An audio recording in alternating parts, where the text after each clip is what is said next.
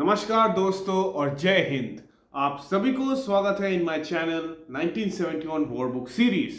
तो दोस्तों, in the second part of the video podcast with Major General PK Batra, we will be talking about his experiences solely on this podcast regarding the 1971 Bangladesh Liberation War. आपको शायद ये पता होगा कि major general PK Batra was a major in 1971 and was the commander of Alpha Squadron of the 45 Cavalry Regiment, which was attached to the 4 Mountain Division under the 2nd Corps of the Indian Army. This squadron, the Alpha Squadron, was armed with PT-76 light amphibious tanks, and though Major General PK Batra had started his career in the Sherman tanks, now being shifting to the PT-76 light amphibious tanks, with his leadership, these tanks were going to make history in the liberation war of Bangladesh, including taking part in amphibious river crossings to reach up to their objectives and destroy the enemy. आज हम directly जानेंगे right from the mouth of the squadron commander himself, Major General PK Batra. So please welcome him to our program today. Now coming to 1971 war, sir, I want to go a bit before the war started. So by now you were a squadron commander. As far as I know, you are the Alpha Squadron Commander of 45 Cavalry. So, how was, what are the could you talk a bit about the duties, your duties as a Squadron Commander, and how was your squadron's preparation for the upcoming war in Bangladesh that was coming up? Like, people could get to know that kuch hone wala hai. So, that kind of readiness was there in the Indian Army for sure. And so how was your preparedness and how was your squadron getting prepared for the entire conflict that was coming up? And how was your own mental state regarding this upcoming conflict, sir? Right. You see, before the war, we were located at a place called Kancharapara, which is near Calcutta. Okay. Yes. Kancharapara had Second World War airfield with proper, sheds, etc. Those were given to us so that we could park our tanks and vehicles inside those hangars, the huge hangars we had. And there was sufficient area available at that place also to carry out a bit of training also. Okay. And as you know, in the Bengal area, there are a lot of ponds, etc. So water, there is no problem.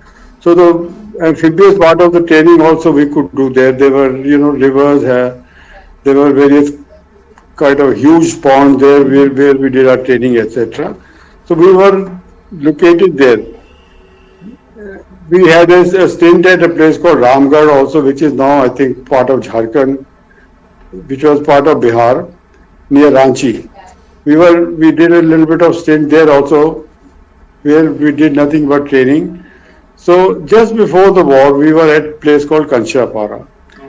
And Kancharapara was just about 35 odd kilometers from the border with Bangladesh, or erstwhile East Pakistan. As the, politicians started moving up and down, Honorable Prime Minister Mrs. Gandhi went to USA and things like that. I wouldn't go into that. I think everyone must have read about it. And that is the time we got to, from our seniors, everyone told us that there may be a war and we should be prepared for it. So the preparation at the higher level started because, you see, at our level we are doing tactical training. At higher level they have to think of so many other things. That if the war lasts for 6 months or longer period, do we have sufficient ammunition and various other things which would be required, and how much of reserve should be kept. So I'm sure they must have got busy with that. We got busy with our training on ground. And since the border was pretty close, just about 30-35 kilometers, we used to go and see the border and carry out a little bit of reconnaissance. It is at this point of time when the refugees started coming up from East Pakistan into India. In all those areas, starting from Calcutta, there's a place called Basant. Uh, I'll just give you the name. From Basanta. No, no, not sorry, not Basanta. Anyway, I'll just give you the name, which is along the border. There, a lot of refugees came in. I think millions and millions of refugees started coming up. And every time when we used to go for recce, we used to carry our, a cup of tea and lunch, etc., with us.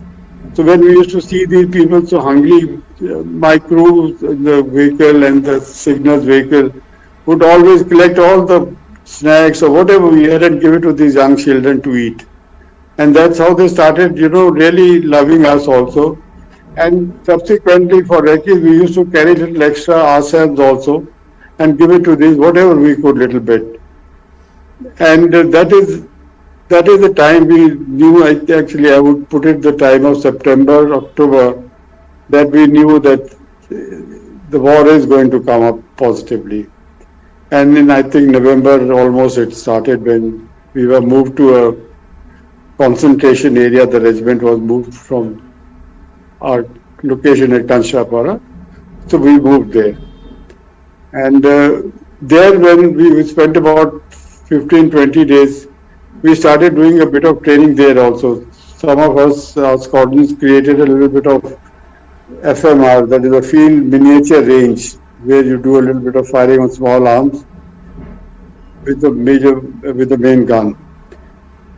Uh, Others, in my squadron, I did both the things. I did the FMR also training a lot, and a lot of sand models.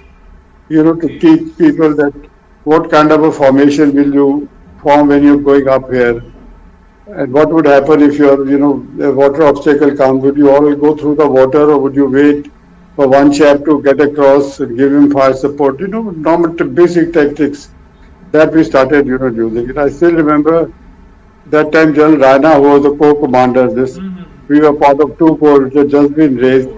He had come to visit my squadron and sort of gave us a pat.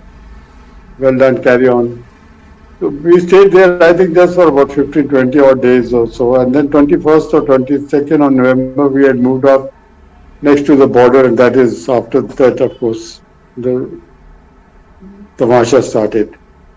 And though the actual war started on 3rd of December, but we were started straightening out certain places, which technically were required to be straightened out by using our troops and pushing back Pakis. And I think the first action I went into was on 25th or 26th of November. Okay. And from our regiment, the first to take part was C Squadron, as I told you. Battle of Garipur, where they knocked off Pakistani Shafi tanks. That was, I think, on 21st of November. Talk a bit about your actions, sir. Like, you were the squadron commander, you must have been leading the tanks and must have been everywhere, I guess, in the entire area. As far as I know, sir, Alpha Squadron was attached to the 4 Mountain Division of the 2 Corps. So, how was the war for you as a squadron commander? Because you had to command your tanks, work with the infantry as well, and I think take part in the battle as well, some of the battles. So could you talk a bit about that, sir? All right. You see, our squadron, because of being PT 76, basically we were giving more of fire support to the infantry. If infantry had to capture an objective, we used to work as a team. We gave them fire support, the assaulting troops would go in, and we made sure that the assaulting troops do not suffer too many casualties. Firstly, the artillery fire would basically come. Then, once the artillery fire lifted, then tanks would take on with their main gun. That is, we have ammunition called HE, high explosive, which takes on wider areas.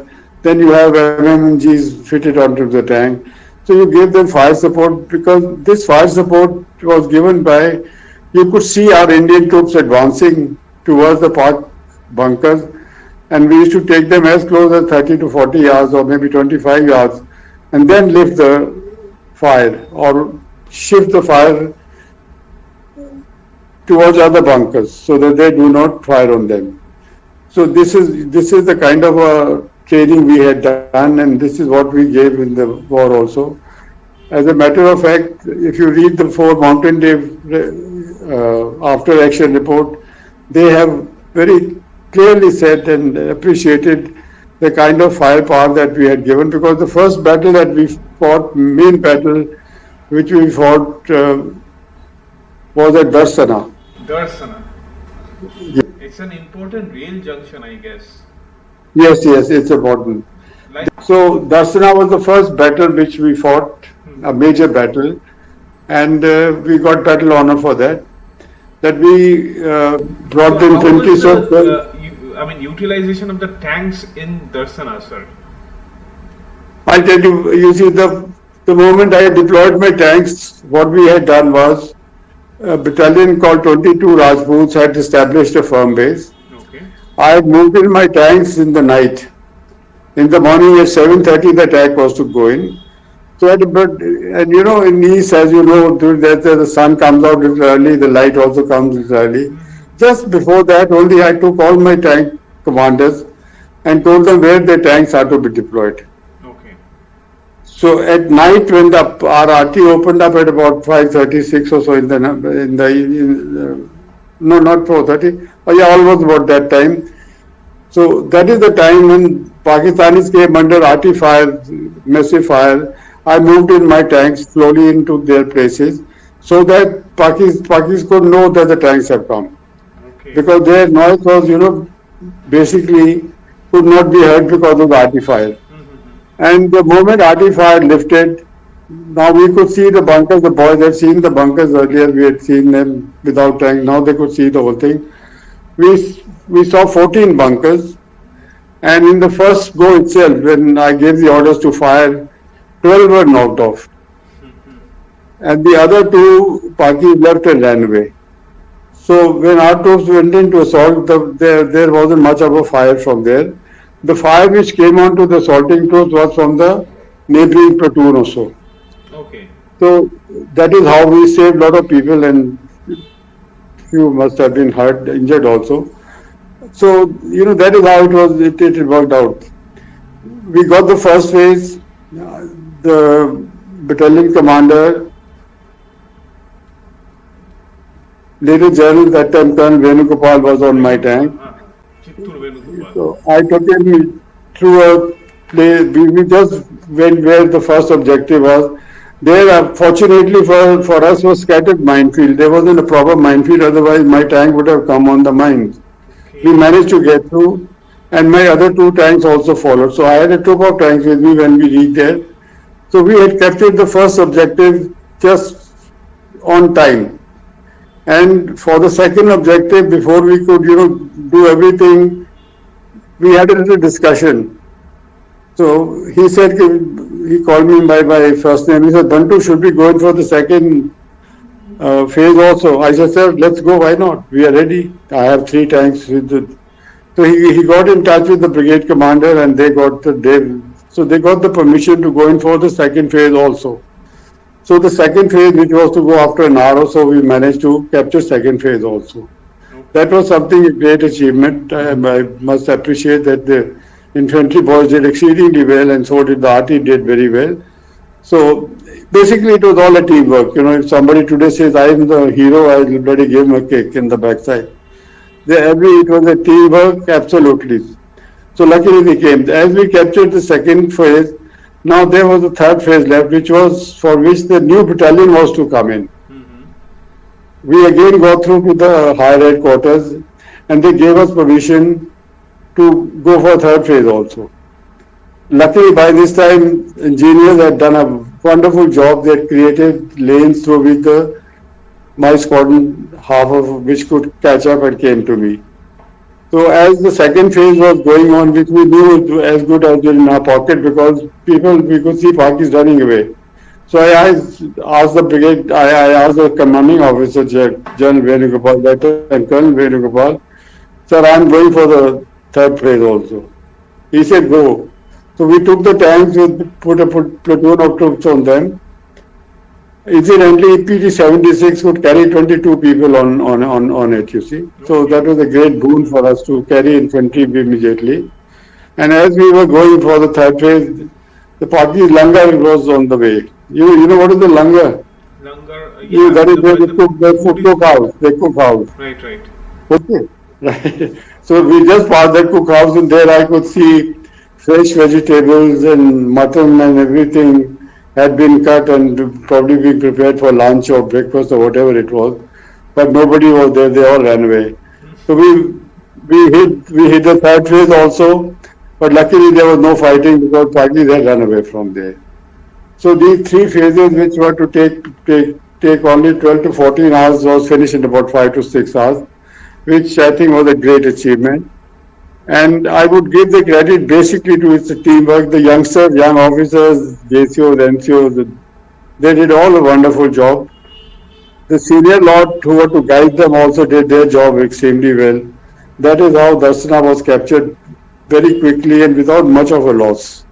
Right. And both of 51GR and my regiment or my squadron got battle honor Darsana for this battle. And then the war started. Then we went for other. This all took place on the 3rd and 4th of Third December. and fourth. But yeah, So after Darsana, sir, I think your squadron took part in the rest of the advance, and eventually the target was Jhenidah.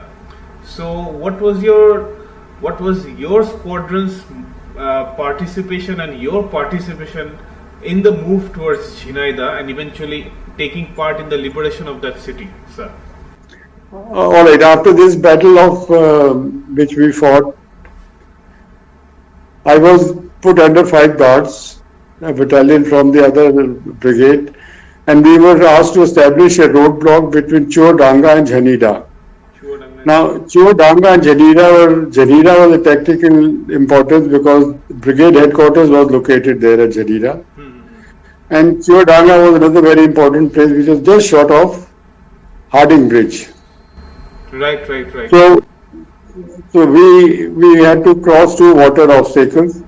So with 5 guards, we were asked to go and establish a roadblock between these two places, between Chuodanga and Jhenidah.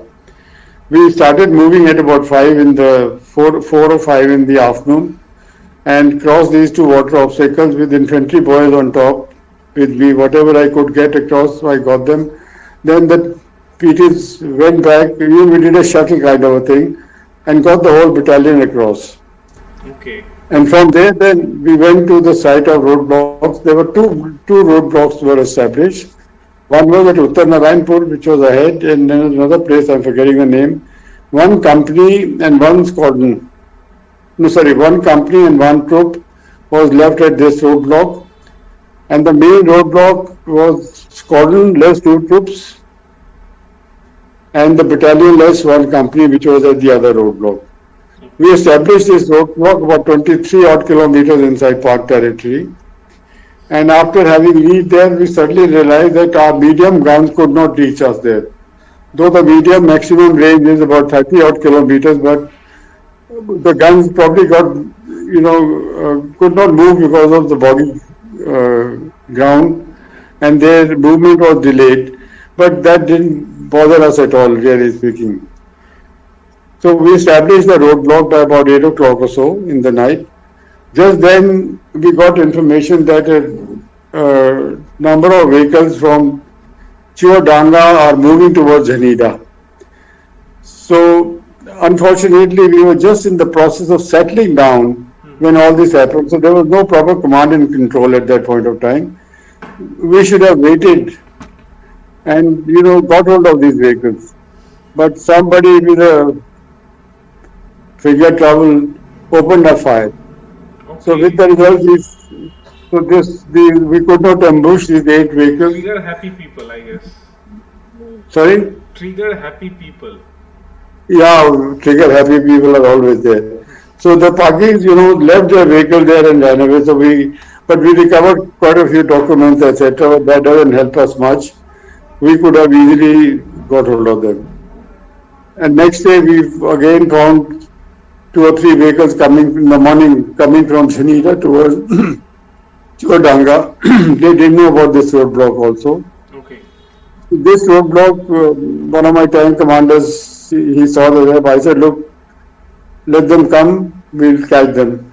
But again, somebody with his LNG opened up, and the park driver who was driving the jeep uh, fell down out of the jeep, pulled out his grenade. I admire him really. Pulled out his grenade and without taking the pin, just chucked the grenade towards our where we were and said kafir. I was actually, I saw the whole thing so closely that it really moved me. So I said, look, we must get hold of this boy and save him. He's a brave chap. In spite of having got a full blast of LNG in his chest, he's managed to crawl and, throw the grenade. We did manage to take him to we have a little, medical setup with every battalion, but we couldn't save him. He was dead.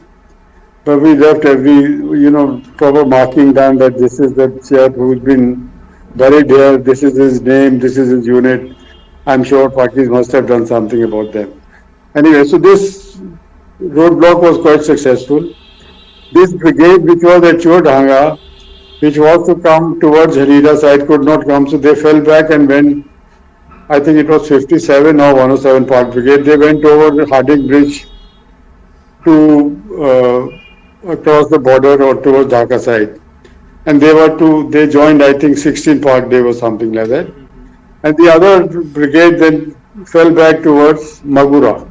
Magura. That is from Jhenidah, they moved towards Magura. Now coming to Jhenidah, which you wanted to know, one battalion of, I think, 62 Brigade with one troop of tanks had moved up to Jhenidah, and they wanted to attack, but I think they could not attack because Jhenidah was held very strongly and properly also. So I was in the roadblock. I was asked to send one more troop to support Jhenidah battle. I sent one troop there. So now I was left with just one troop and my squadron headquarters. I think it was because Jhenidah was just north of Jessore, and also from Jhenidah you could go to Kushtia and then all the way north to Pabna through the Hardinge Bridge. Yeah, so, you see, I'll tell you what happened. Well. No, I'm giving you what 4 Mountain Day was doing.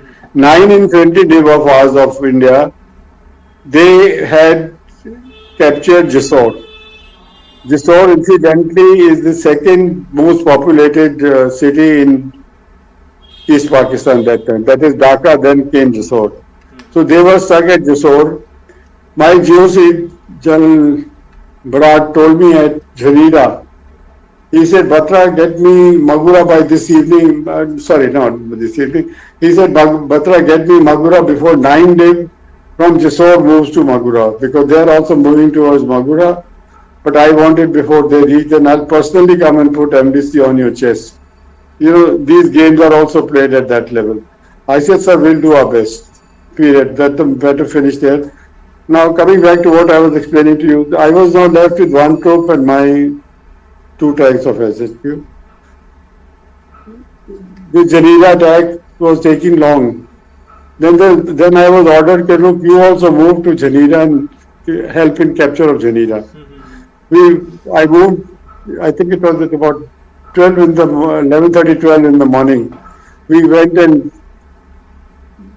met all the people there and got to know what the situation was there. There in front of Jhenidah, we could see a beautiful anti-tank ditch there, the Pakistanis. Now we knew that if we had assault with tanks, we'll get stuck there. So we did a proper assault, formation, and opened up with all our guns that we had. So that heavy barrage of fire that came, from almost 9 to 10 tanks, and artillery fire and everything, that is the time when the infantry moved up and Pakistan left Jhenidah, and they ran away towards Magura. Okay. Are you with me? I get it. So this is how Jhenidah was captured. And then next morning, of course, as I told you, GOC came over. He was very happy that we've captured Jhenidah before 9 Div of India, our 9 Div could come to the. So I think they must be having a race there in the higher headquarters. So that is how it happened at Jhenidah. Then that at Jhenidah, then we again, I was given a company of Scott APCs. Scott APC Sorry, is from 7 Punjab Regiment. seven, seven Scott APC is Punjab. from No, 7 Punjab, I guess. seven Punjab. That's right. Yes, good battalion. Actually, my personal experience of this whole thing of 30 odd days that we fought there, was the junior leadership did very well. The troops also did very well because they were led well. Right, sir. You see, that makes world of a difference. Instead of saying go and attack, you say follow me. That makes world of a difference. Uh, it was a very nice teamwork. Artillery did exceedingly well. Engineers created, lanes through the minefield so quickly, as if nothing was really happening. They were not scared of arty fire or anything. They did a beautiful job. After having captured that anyway, then if you want, I can go ahead to take you till Magura. From Go Magura, ahead. sir, I would like to know about two axes of movement. That is, um, the four mountain div plan to capture Kushtia and also to head up to Faridpur as well. So the main task was at first to clear Kushtia. So, and as far as we all know, I think there was a big disaster at Kushtia. 4 tanks were destroyed. So, could you talk a bit about that? I think after the capture of Magura, you were present at Magura at that time, and I think 5 tanks were sent to take part in the capture of Kushtia, and 22 Rajput went in with them. So, what was your, perception about the entire situation, about the tank ambush at Kushtia, sir? All right. I'll explain to you. You see, once Jhenidah was captured, seven brigade, which was part of the 4 mountain div, was reserved to 2 corps. At that point of time, this 7 brigade, commanded by Brigadier Zail Singh, was released to 4 mountain div. Now, till Jhenidah, 7 brigade, was the reserve, so they had seen no proper action as such.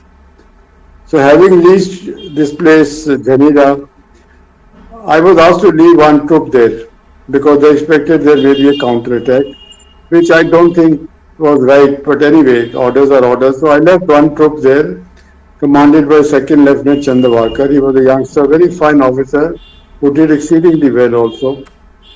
And my squadron less 1 troop was left there. Then 1 more troop was again taken from me and given to 7 brigade.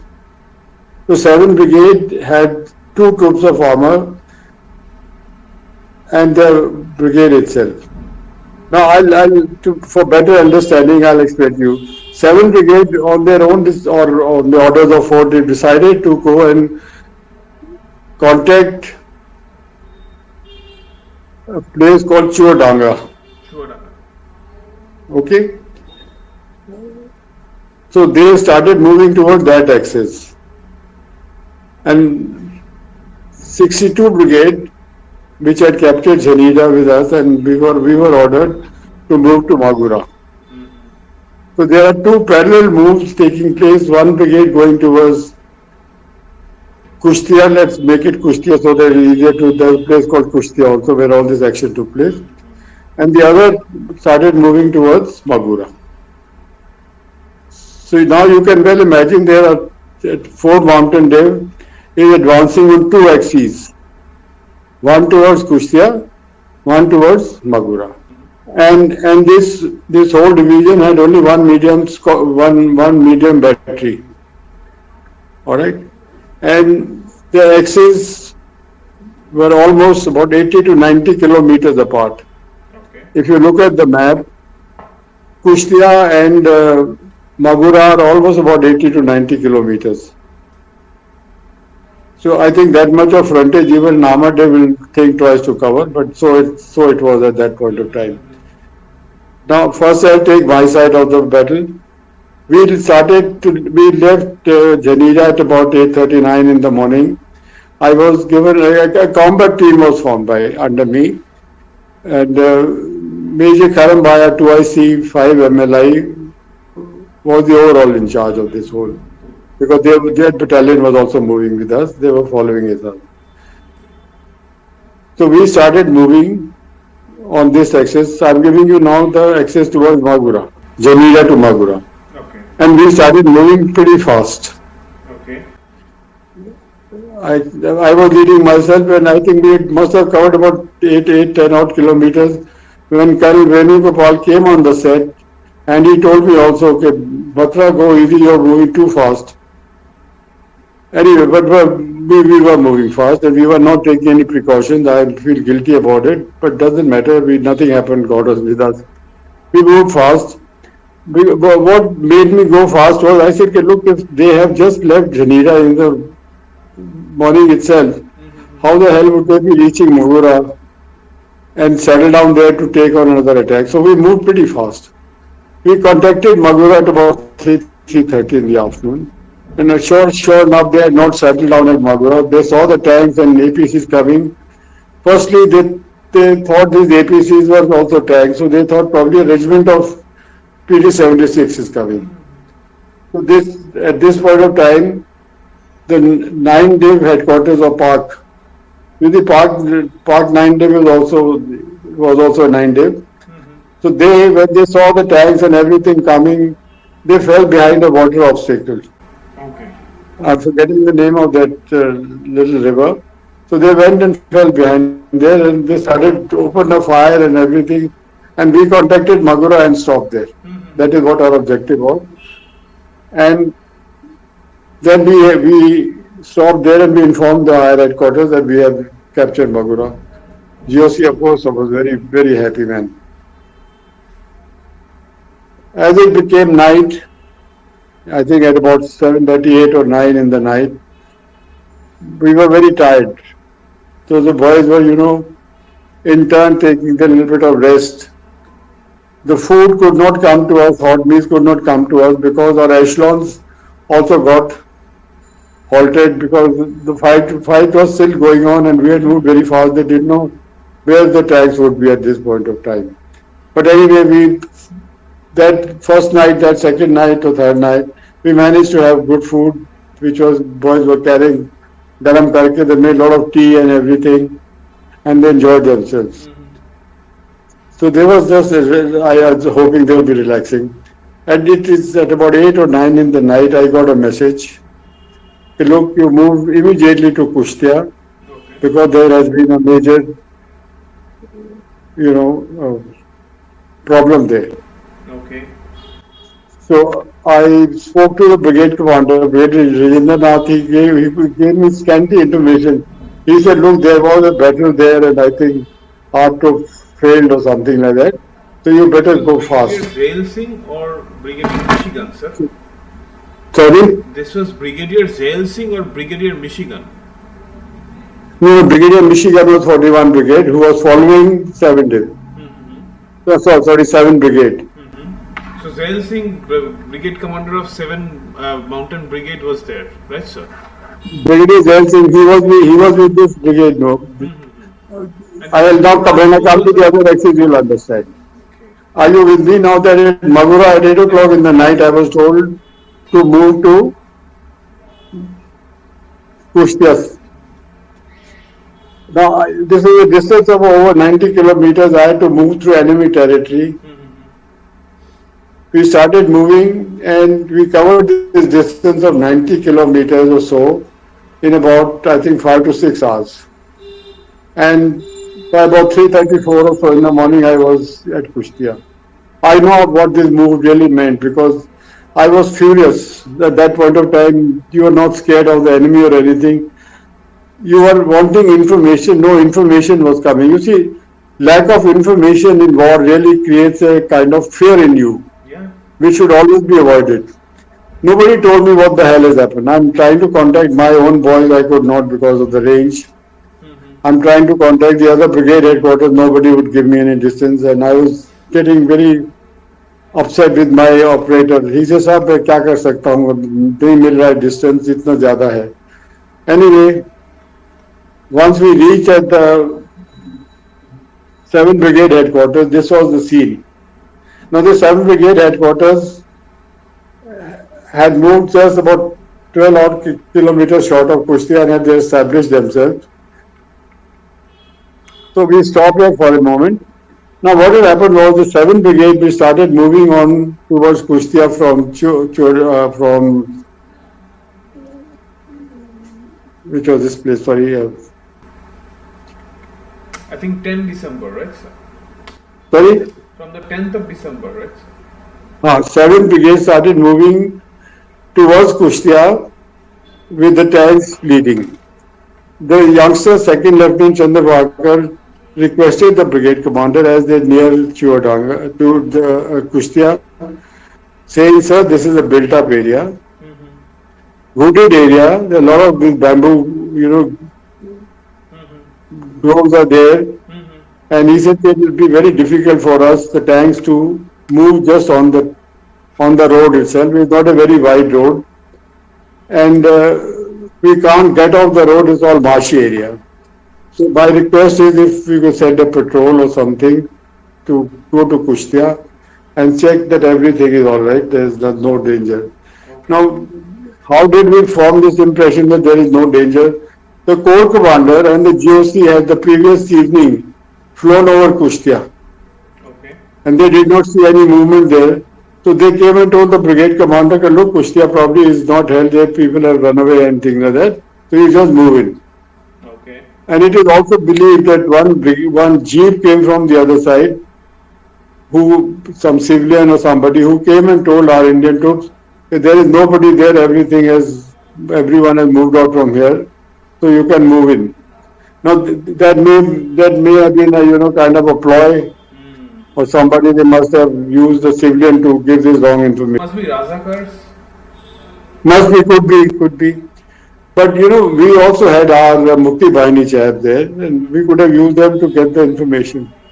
I don't know why it wasn't. He insisted. He says, "Look, you Armored Ko chap get scared, and this infantry versus Armored Ko thing started taking us." But this boy acted sensibly. He just kept quiet. He says, "Fine. If these are your orders, I'll move." So they started moving, the leading three tanks, and the second troop again three tanks moving on the road. You could not get off the road. Now Pakis had left a squadron worth of tanks there and some infantry element. They had this deadly thing called Recce and Support Battalion, which had nothing but weapons like MMGs and LMGs, which give you a tremendous amount of firepower. And their mortars and everything they deployed there. This was a kind of a very mobile kind of a setup they had left there so that they could fire, shoot and scoot, fire, inflict casualties and then run away back to their own formation, which was moving all along this Harding Bridge onto 16. Are you with me now? Yeah. Yeah, right. So as these boys moved in, as they took a right turn to get into Kushtia, Pakis opened up with their tanks and RCLs and everything. My first two tanks were shot. Sam Chandravakar, the troop leader, leading troop leader, he was captured. He was wounded but captured. The other two tanks were knocked off. The fourth tank was being commanded by Naib Rasaldar Cherian Ibrahim. He fired, Cherian Ibrahim. He fired, knocked off one Shefi, and then he turned back again. Now they knew that everyone is running back. 22 Rajputs, which was with the tanks, they all ran back. So when you see troops running back, it is very difficult to see. And first you see three tanks of yours being knocked off. Fourth tank, but I admire this man. He still opened fire, knocked off one tank. The other tank was knocked off by the second tank, which was following. So they knocked off two tanks of Pakis, and then they turned back and with the infantry came back. So these 3-4 tanks that we lost there, one was recovered later. So basically 3 tanks were lost. This is how it happened that we foolishly led into this roadblock. which could have been avoided and should have been avoided. Sure. But whatever it is, this is what happened. This is the state and this is what happened. This is the result of my being told from Magura that move to Kushtia, there has been a little setback, very serious setback for us. So that is when I reached. Now, when I reached at Kushtia headquarters, this was the scene. You now try and imagine yourself. There are two tents which had been pitched up in which the brigade headquarters was located. The brigade commander, the GOC, and one or two more of the senior people were all standing there. One tank or two tanks of mine were just standing about 50 yards away. On this, the boys who ran back and had come, they were sitting on these two tanks. They had only one blanket each. They had, put themselves in one blanket and were sitting there. So the GOC called me and I said, sir, I'll just come. I went and met these boys and I was livid. I was so upset. It's very difficult to explain to you how you feel. That, you're doing so well, everything is going on fine, and some foolish chef gives wrong orders. Yeah. Okay. So anyway, I spoke to them for a while and I pacified them and I told my chaps, I said, quickly get whatever you have to for them to eat and give them a nice cup of tea and tell them I'll just come back. I went and met the GOC and he put his hand on my shoulder and I put his hand away. I said, sir, this is nothing but poor generalship. And there was total silence. The brigade commander silent, the BM and the other people were silent. I said, you can't get people killed like this. He said, no, these things happen in war. So I told him, I said, sir, I don't know how many wars have you seen, but these kind of things don't happen in Indian Army. I'm sorry to say that. Because my boss told me that what had happened was that Corps commander and GOC had landed also there and, they had spoken to troops, this and the other. So, I could form a little bit of an impression as to what really must have happened. So then he said, no, we flew over that area yesterday, there was nobody there. I said, sir, what do you mean there was nobody there? Were you expecting them to be playing basketball or volleyball? They are hiding, they are in trenches. And it's war. And there was a very heated argument. So the BM took me to one side. He said, look, nothing is going to come of it, and let's work out for the next thing or the next operation because we are already getting delayed. We lost 48 hours there because then the whole division was concentrated there. Then I was called. It was so swift and suddenly there was this sudden halt. Yeah, that is right. This is what upset everything. Otherwise, I have no doubt in my mind that after having captured these places, Magura and all this, and Madhumati River, we would have been, hitting the bridge at Ganges, next to Dhaka. I have no doubt in my mind. We were so close. We were just short of Faridpur. Faridpur is the constituency from where Sheikh Mujib had won his election. We were just short of that river. Madhumati and just cross the river, you get to Kamarkhali and then all the way to Faridpur. Then cross the Padma River and you are in Dhaka. That's right, that is out there. So anyway, once we there, then now we are told for the action to capture of Kushtia. I was again told, look, the armor he said, we leave it to you how you want to advance. I said, sir, I am not advancing, first if that is positive. I have 7, 8 or tanks, whatever tanks I am left with them. If I have your permission, I would like to take a wider hook, bypass Kushtia from the right side, that is from the eastern side, and go and sit down behind Kushtia and this Harding Bridge. Because Harding Bridge is the only place from where Pakis can now leave. Pakis were already on the run at this point of time. Some of them had shed their uniforms and were wearing civil clothes. Some were being, hammered by the local civilian people. So I said, sir, I would request you to go for this kind of a thing and don't make me advance again. This is a question I had, sir. Any soldier who is abandoning his own uniform during combat situation, that person is not protected by the Geneva Conventions, right, sir? So you were saying that Pakistanis were by now, a lot of them were in civilian clothing. So these guys are not protected by the Geneva Conventions. So if they are No, they killing, are not. They are not. The Geneva Convention says that you have to be in uniform. If you wear any other thing, then you have to be taken as a civilian only. Okay, so this is what the situation was. Finally, the GOC agreed. This is all right. You go, and I said I want so many infantry with me. I'll take a company worth with me on the tanks, and we'll go in.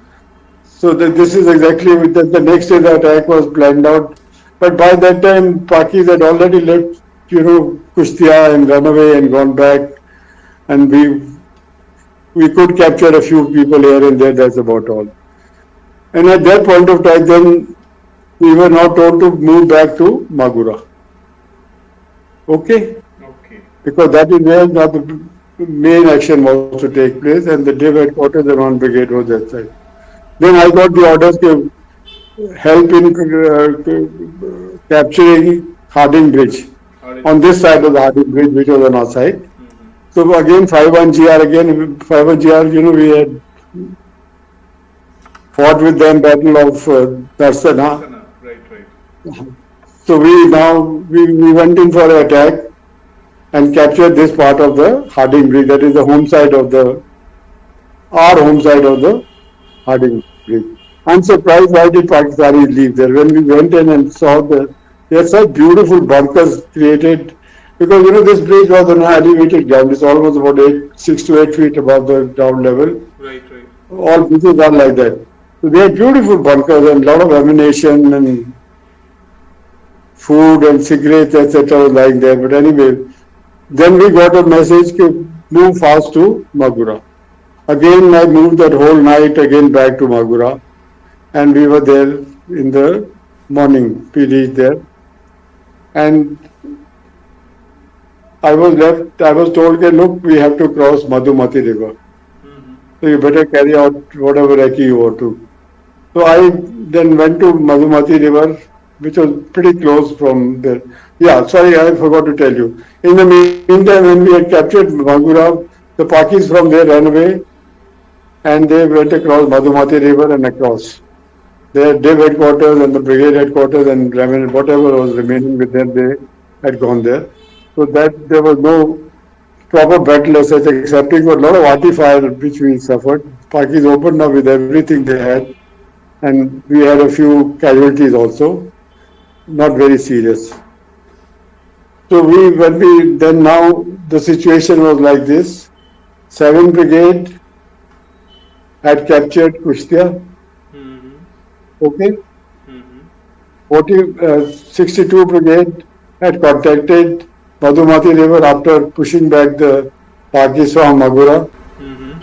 Now we were getting ready for crossing of Madhumati River. Okay. I reached there, and sorry, any question? I had a question, sir. Like these tanks that you had, these were amphibious tanks. So how were you readying or preparing them to cross the Madhumati River? Could you talk a bit about that? Like how were you preparing your own PT-76 tanks to cross this river? All right, I'll tell you. You see, PT-76 was amphibious tank, but we have, pre-flotation checks. There are about 18 of them. Okay. Those have to be checked. So when we had hit Magura, Brigadier Jhenidah came to my squadron. He asked the boys, "लड़ने के लिए तैयार है?" So they said, "अभी चलते हैं sir." So then he looked towards me. I said, "Sir, we've carried out all the pre-flotation checks and everything. We are ready to move. You tell us." He said, "No, you come with me first." So I then went with him. We went to this river, Madhumati. Madhumati is about 500 to 700 yards wide. It's a very wide river with a water current of almost about 4 knots. Okay. And the water depth at this point of time was about 10 to 12 feet or so. Okay. And that day the river was quite choppy. The PT takes three knots, but this water was 4 knots, but we had to cross, so we had to cross. So we had a little bit of discussion. So Brigadier Jhenidah told me, "Look, we have to cross this river tonight because the 7th Fleet of the Americans is moving it towards the Indian Ocean. It should not happen that they move and the war is stopped and we do not capture the whole area. I said, sir, I am ready. You tell me whenever you want me to move, we'll be ready to move. So he said, no, we move tonight. I got hold of my recce troop boys. We have a recce troop which also had seven jeeps. Two were given to me. The remaining stayed back with the regiment, which was in part of 9 Dip. So I took these two boys with me, got hold of two infantry boys, gave them picks and shawls, and I said, okay, look, take boats, go across, and find a suitable place approximately in this area where we can bring our tanks and cross over. Uh, I think they deserve to be credited because four or five chaps just going across in a boat with picks and shawls and their personal weapons. They went and they made two very nice crossing places on the other side. Gotcha. Just about 200 or 300 yards or maybe 400 yards away from them, Pakis were holding with two battalions. So this our crossing place which we had selected was very close, or I should as good as under their nose. So when we got off to when we got okay from the higher headquarters to go across Madhumati and get there, I sat on the driver's seat myself. So the brigade commander asked me, he said, why are you driving? So I don't know, it just came. I mean, I didn't want to say it or anything. I said, sir, this is what in the Armored Corps we call in our regiment pride in command. Because this is a very tough job and I as a squadron commander must now take the charge in my hands. Not trying to prove myself as a brave chap, but I'm just giving you my reaction at that point of time. I mean, I was probably very badly shaken after this action at Kushtia. That had upset me a great deal. Anyway, he also sat down the tank and we said, all right, we gave the orders to other tanks to follow us, we keep certain distance between tanks. So we started moving upstreams. The idea was that because the water was coming downwards, you moved upstreams, the tanks would drift also, with the flow of river. And we finally managed to land very close to the two places which our boys had selected. They were showing us with torches where they had dug up the places. The leading tank hit the first crossing place very, very close, just about I think 3 or 4 yards away. And now the real test. You see, we have inner reduction gear in PT-76. There are three positions in that. Like you have 4x4 in the jeeps and things like that. You have land and water. So now that we were moving into the water, I immediately shifted the gear from water to land and water. That is the time we started climbing this little crossing place. As we put it in the land and water, now the tracks got proper grip on the land. And water was being thrown behind, as we were floating. So with this little push, we managed to get across the first tank. It struggled quite a bit. And just short of that, brigade commander just jokingly told me, he says, yaar, marwana dehi. So I just told him in Hindi, I said, now that we are already reached there, you can jump off and go to the, crossing place. मैं तो अभी tank लेकर आऊंगा भी तो मेरी तो struggle अभी शुरू होगी. Anyway, we laughed and the thing finished. So I managed to get the first tank across. After that, the other boys followed immediately. Now the time, I think it was we got across, and in the meantime, this another very fine battalion, 29 GR, they had also, caught up with us. They had got hold of these boats and everything, and they came over, and we put in the first attack early immediately at a place called Kamatli, or some other, and one more name. Because at that point of time, you're not interested in names. You were just wanting to find out where Pakis are holding so that we could get across, get them. So this created such a shamozu in the Part-9 Div that they said, what the hell, how can tanks come across? So the Part-9 Div GOC, Jal Ansari, sent one of his staff officers to these battalions to see if the tanks have really come across. And they said, yes, the tanks have come across. And they are playing hell into our troops because, Tanks are tanks after all. Those. Right.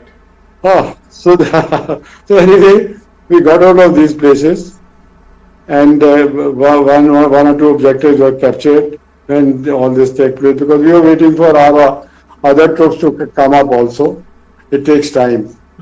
And luckily, other troops then came across without much of resistance because Pakistan has already started releasing or getting off the position which were the holding. So that is how it all happened. In the meantime, the regiment sent me two more troops of PT 76 from wherever they were, I think from Jessore, to make up my losses, which we had lost at Kushtia.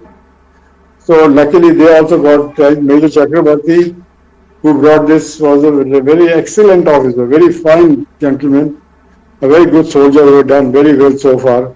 He then brought the other tanks also. They also crossed over from the southern side. So it was a double kind of a pincer move that we made. One from the north, one from the south, and both of us then caught up behind the park defences on this Madhumati River. That itself shook the Pakis because when they saw the tanks that come behind them. So that is, this was now it had become morning at what 10:30, 11 or so. Then I got the orders, all right, you start advancing towards Faridpur. Okay. In the meantime, Faridpur was the headquarters of the Pakistani 9 Infantry Division. that is where Part 9 intended to evolve. And Magura was where the Part 107 or 57, I don't remember 57, I guess. one of them. 57. 57, yeah, they were there, they fell back from there. So when I said that they were moving to Magura, because both these headquarters, 57 and the div headquarters, were moving on the same road. Where leading, of course, was the div headquarters, 9 div. Behind them was 57 Brigade. When they crossed over Magura, this water obstacle, and took up position behind that. So this is what the situation was at this point of time. Pakis sent their officer, they said yes, they are being massacred, so they must have informed their higher headquarters.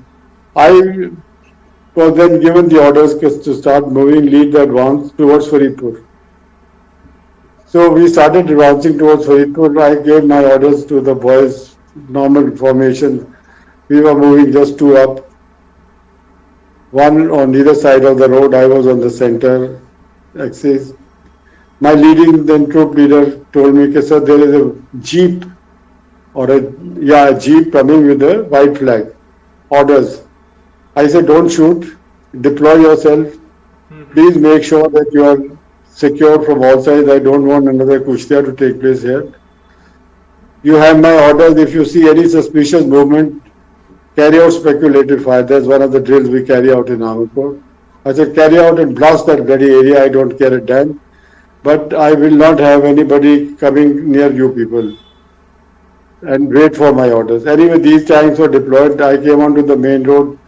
And in this division, in this vehicle with a white jeep was the Colonel GSO G1 of 9 Div.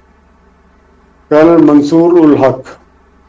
He came there and stood next to my jeep. I got down, I saluted him, he was senior officer. He saluted back very smartly. He's a very smart officer. So I looked towards him. I said, sir, what can I do for you? He says, Major, I introduced myself. One was wearing name tag also. He said, Major Batra, I've come for formalities of surrender. I said, right, sir. Now, we were both feeling very awkward. I could sense that there's something I'm supposed to do, but I'm not doing. So he put me that little ease. He said, Major, you are supposed to disarm me. I said, yes, sir, of course, of course. So we disarmed them. And in my mind, in a very lighter vein, I said, yeah, both in JC, senior command maybe, or whatever it is, I must have missed out this lesson on how to take surrender. So that was just in a lighter vein, I thought to myself. So they handed over their weapons and everything to us. And from their glove compartment, my driver brought, from their glove compartment of the G1's Jeep, he brought a small little book which was covered in a green cloth. and gave it to me. I held it. Then the Jivan said, he said, look, this is a holy Quran. Can I have this, please? I said, so most certainly. So with all reverence and respect, I put the holy Quran on my both my eyes and handed over to him. And he looked at me for a while, and I could see that his eyes had gone moist. He says, I really admire you people, how much of respect you give to all religions. I really salute you people, which I thought was a great compliment given to India and Indian Army. Anyway, by now the news had already reached the Div headquarters and brigade headquarters. I think, sir, if the situation was opposite, they would have treated us very badly. I mean, Indian I know forces. I am not purposely touching on what happened at Kushtia because that upsets me a lot great deal, and it also brings our kind of a Indian troops into a bad this thing, if how they were treated. So I'm not. It's. I hope it's okay. Otherwise, if you want, I can give a few words on that also. No, But it's fine, sir. No issue, no issue. all right, to put your mind at ease. At Kushtia, they captured three of our troops and also of 22 Rajputs. They tied their legs and tied them to trees and bayoneted them with their rifles, etc. All of them, our troops and the infantry 22 Rajputs. All this was narrated to me by a JCO of 22 Rajputs who had got a shot in his knee. He managed to hide himself in a bamboo grove, and from there he was watching everything. And then next day when we saw them, he narrated this to me, and I was very upset. But one doesn't like to talk about this. Yes, ambush took place. Credit to them for this ambush, and discredit to us for going into this ambush. But that's how the game is played, and and thereafter, of course, everyone came there, and GOC was very happy, brigade commander, and everyone much jaffi lagawing and everything. And if I have two more minutes, I'll tell you something else also. As I was standing there, I was just reminded of that old couplet.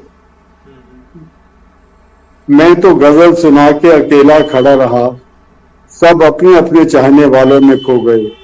That here is the man who took the surrender of the Jivan is standing, nobody is talking to him, and everyone is, like going thappi and jaffi to each other as if they have done this great job. Anyway, so it was. Then a very senior Major Saab walked up to me from the artillery retired. Must be a very, or who had not picked up his rank. He says, Major Batra, I believe you and Indian Pak cavalry chaps are very close to each other. You have the spirit decoder or whatever it is. Can you do me a favor? I said, sir, certainly, please tell me what can I do for you. He said, my son is in 4th Cavalry, and for the last over a month and a half, I have had no information about him. I'll be grateful if you can somehow find out from me if he is all right and where is 4th Cavalry. I said, sir, I'll do my best to get you this information. Give me a little time. And then he told me where he is located. I said, I'll have this information. If it comes, I'll personally come and get it. So I spoke to somebody in our Div headquarters, requested him to pata karo. They got in touch with command headquarters at Calcutta, and they got in touch with Delhi Army headquarters, the MO Directorate, and got this information that 4th Cavalry has not come to battle. So the information came back from Army headquarters to the command headquarters, to our corps headquarters, to Div headquarters, and on to me. The 4th Cavalry is all right, they have not come into battle. So I went back as promised and met this Major Saab and told him, sir, 4th Cavalry has not come into battle, your son is safe. That's all I can give you at this point of time. He was very touched, he held both my hands and kissed them. And he said, I'm so grateful to you. That is how the feeling comes up. I mean, soldiering is all right. But here is what a father felt about his son and whatever it is. And there were a few more such incidents, one can carry on. But this is how the thing happened there. And as all this happened, then we decided to now go back to our locations because after all, the battle really had finished. The GOC was very excited. He said, "Come and sit with me in my jeep." So I sat down in his jeep and passed the order. My Jonga, which was still across the Madhumati, at my intelligence NCO told him that Major Saab is coming there, follow them, and he followed me. As we were going, I was wearing khaki jeep, dangris that day. And Pakis also used to wear khaki dangris. So this Sikh Allied battalion was coming, and we were going in the opposite direction, and GOC stopped to tell these boys, "Oh, Pakistani har gaye, Pakistani har gaye." And one chap came and gave me a thap on my shoulder. He thought I am a Pakistani because I was wearing khaki jeep, अपना क्या बोलते हैं इसको यार, overalls. So then GOC abused them in Punjabi. ये तो मेरा अपना squad commander है, खबरदार है ना फलाया and things like that. And then as we were traveling again, same thing came up. I'm recommending you for the highest award, blah blah blah. Once I reached my squadron headquarters, all that I got was move immediately to Kansapara. You have to catch the train day after tomorrow for Bhatinda. That is the end of 71 war as far as I am concerned.